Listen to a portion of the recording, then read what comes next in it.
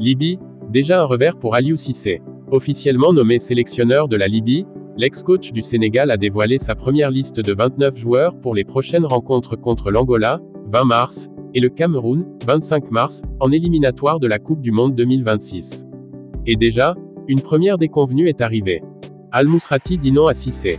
Le retour du milieu défensif de l'AS Monaco, Moatazem Al Mousrati, arrivé cet hiver en provenance de Beşiktaş, était au cœur des attentes.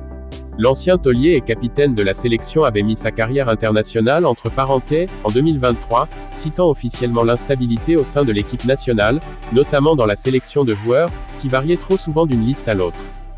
Peu après son intronisation, Aliou Cissé a bel et bien contacté le natif de Misrata pour le convaincre de revenir, mais s'est heurté à un refus. Une nouvelle désagréable pour les supporters libyens, qui comptaient sur l'aura de leur nouvel entraîneur pour faire revenir leurs meilleurs joueurs. Mais également pour Aliou Cissé, qui devra lancer son projet sans son atout majeur au milieu de terrain, dont l'impact physique et la qualité de passe auraient fait beaucoup de bien. Un défi encore plus corsé. Sans Al Mousrati, Cissé devra miser sur un effectif composé essentiellement de joueurs évoluant dans le championnat local, avec seulement 3 expatriés, 2 en Tunisie et un au Koweït. Pourtant, la Libye occupe actuellement la 2e place de son groupe des qualifications pour le Mondial 2026, à un point seulement du Cameroun.